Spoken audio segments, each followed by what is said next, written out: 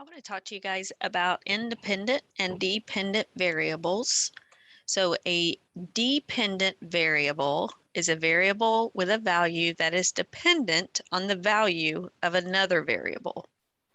An independent variable is a variable that affects another variable. It may have its value freely chosen without considering the other variable's value.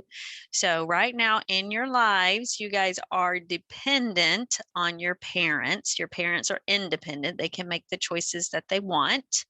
But what happens in your life right now depends on your parents. That's why you are considered a dependent.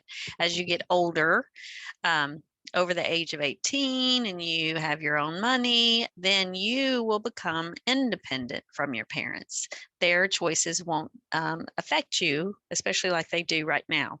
Okay, so that's the kind of situations we're going to talk about today in math. So, for example, if you and your family were going to the football game, each ticket for the football game is $7. So how would we figure out how much a family will spend when they go to the game? So we're going to create two variables that represent two different things. One is how many tickets you buy, and the second variable is how much total money is spent. So I'm going to let Y represent total money spent, and we're going to let X represent the number of tickets bought, right? Number of tickets bought. So which of these is going to depend on the other? So $7 is set. That amount is not changing, correct? But the number of tickets you buy for one family might be 4, another family might be 7, another family might only be 2. So the total money that you spend, Y, depends on the number of tickets that are bought. So if we bought one ticket, we'd spend $7. 2 tickets would be 14. So basically, we're going to multiply 7 by the total number of tickets bought. So which of these is independent? Each family can buy different amounts of tickets. So X is the independent variable, and the amount of money you spend totally depends on how many tickets you buy. So Y is the dependent variable. The next situation says to find the circumference of a circle, you are going to multiply the diameter of the circle by pi. And for pi, we're going to use 3.14. We round pi to 3.14. So the formula to find the circumference of a circle is the circumference is equal to the diameter times pi. So pi is 3.14. We would multiply that by the diameter of the circle, and that's how we would always get the circumference. So circles can be different sizes. So the diameter is the length across a circle. So we could have a very small diameter, a bigger diameter, a much bigger diameter. So here we have the diameter in inches. So if you have a small circle that has a diameter of 1 inch, then in order to find the circumference, we would multiply 1 times 3.14. And we know that the answer would be 3.14. I don't remember if I have the answers coming in or not. Nope, I don't. So 1 times 3.14 is 3.14. All right, what if my diameter is 2? I would multiply 2 times 3.14, and I get 6.28 to 6.28. 3 times 3.14 is 9.42. And that's how I continue going on and filling out my table. 4 times 3.14 is 12.56. So how are we figuring out the circumference? It depends on, the circumference depends on the diameter. So which of these is the dependent variable? It's the circumference. C, and in other words, is circumference. Circumference of a circle depends on the diameter. The independent is the letter D, or diameter of the circle. Okay, I hope that makes sense, you guys. So let's look at this scenario. The distance the train travels depends on how long it is traveling. For example, I could say the distance y, if the train is going, I don't know, 3 hours times how the speed, we could say that the distance depends on the time. If x equals time, y equals distance. We'll only know how far the train has traveled when we know the time it has traveled. So the distance is the dependent variable. And the time the train travels is the independent. It could go 1 hour, it could go 4 hours, it could go 12 hours, so on and so forth. All right, so let's look at the next scenario, true or false. When Samantha includes more batteries in her project, the current in her project increases. So the current is the independent variable in the situation. Is that true? The current increases based on what? The number of batteries. So the number of batteries determines the current. In other words, the current depends on the number of batteries. So batteries is actually independent. The current depends on that. So this is actually a false statement. False statement. Next one is Alexander can earn money for the cans he recycles. Which of the following statements describes the variables in this situation correctly? So Alex is earning money for the cans he recycles. So what do you think? As the number of cans increases, what's probably going to happen? His money is going to increase. So let's look at these choices. The number of cans recycled is dependent because it affects the amount of money earned. Well, I agree that the number of cans affects the amount of money earned, but that means that the cans are independent. He could gather 10 cans, he could recycle 20 cans, he could recycle 100 cans. So A is not the correct answer. All right, B, the amount of money earned is the independent variable because it affects the number of cans he recycles. So the money affects the number of cans. That's backwards. Letter C, the amount of money earned is the dependent variable because it affects the number of cans recycled. Closer, but this is still backwards. So let's look at letter D. The number of cans recycled is independent. So I agree so far. And why? It's because it affects the amount of money earned. That's true. The more cans recycled, the more money earned. So the amount of money depends on the number of cans recycled. So D is the right answer. Ethan's bus is traveling at a speed of 35 miles per hour. If M represents the distance the bus has traveled and N represents the time it has spent traveling, write an equation that shows the relationship between M and N. So which one's going to be our dependent variable? Is it the distance or the time? So this is similar to the first one.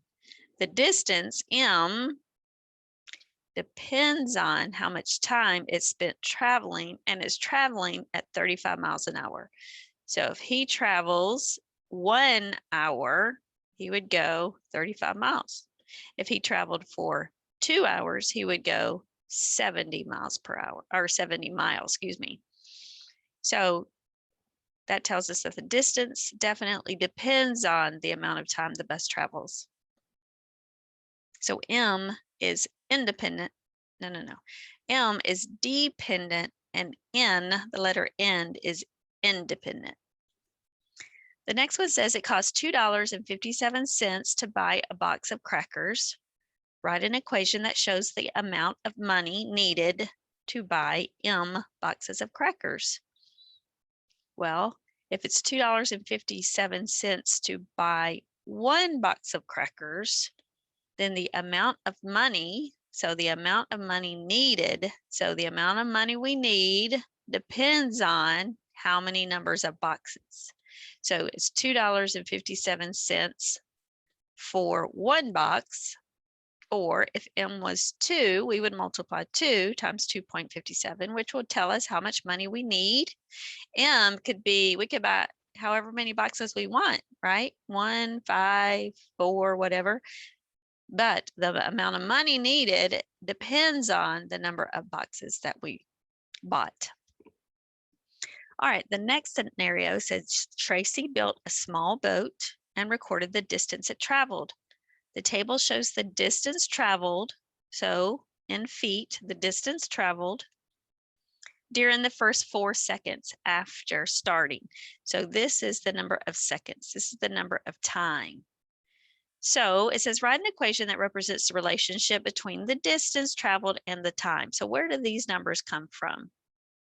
How do we get these numbers based on these numbers? Well, in 1 second, the boat traveled 4.2 feet. In 2 seconds, it traveled 8.4 feet.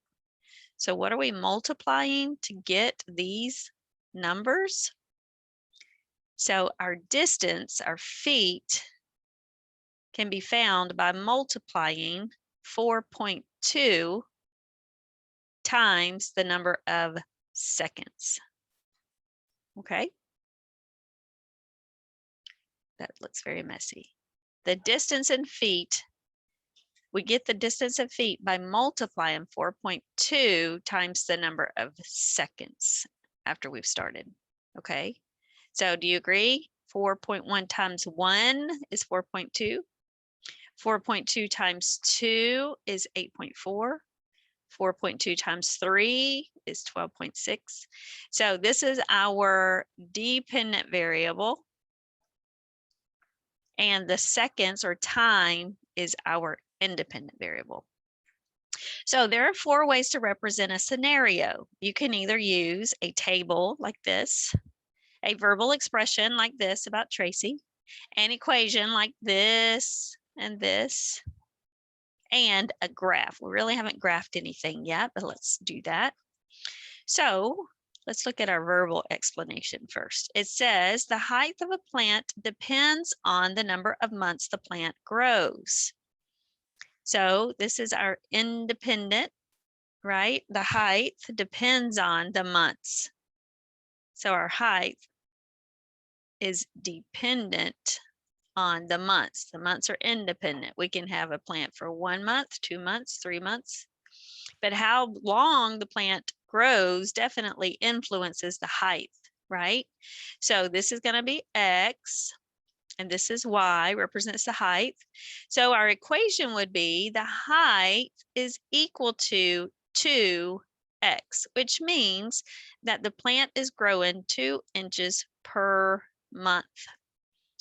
So after 1 month, the plant is 2 inches tall. After 2 months, the plant is 4 inches tall, so on and so forth.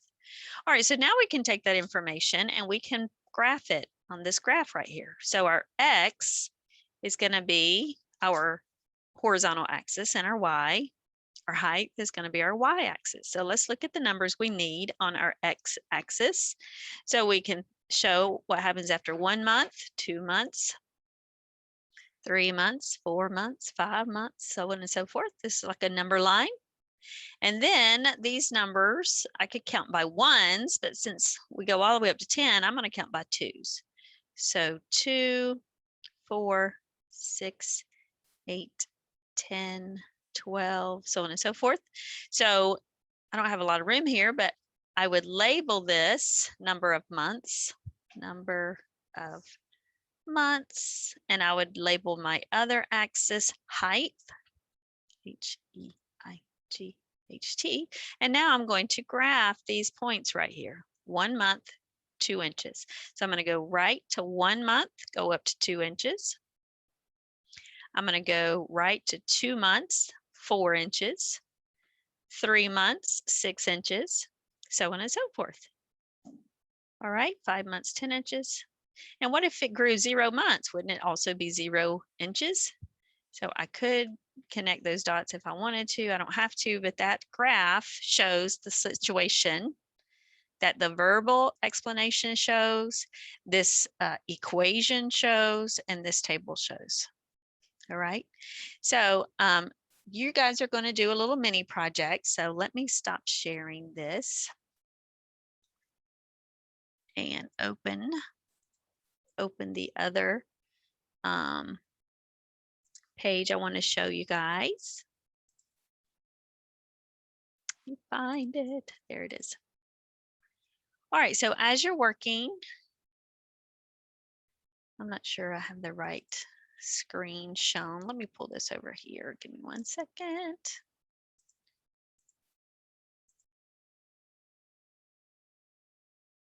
All right, let me show you this one. Okay, hopefully you can see that. So when you are working this week, one of your assignments says 7.08, analyzing relationships. So it says read the Google Doc below and answer the questions. You don't have to share this document with me, or you don't have to make a copy as well. So when you click on these blue words, 7.08, it'll open in your Google Drive, and you are just filling out this form as you go.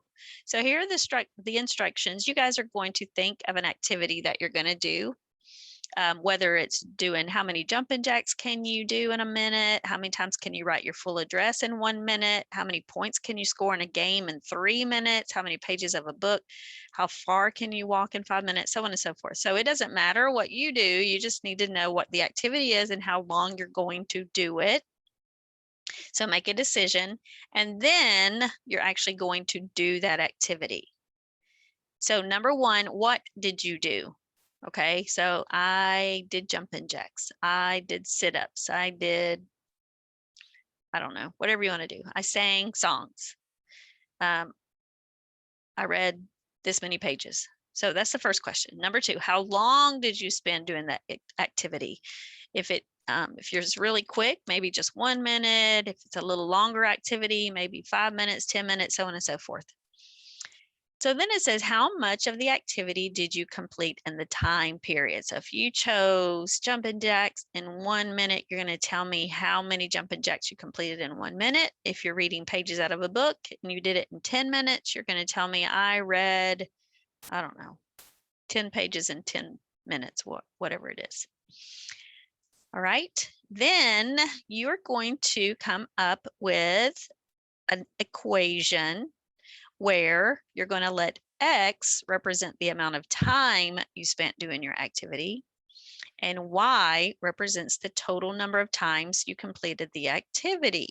You're going to tell me what your which of those two variables, is it time or total number of times you did your activity? Which of those is the dependent variable? Number 5, you're going to tell me which is the independent variable.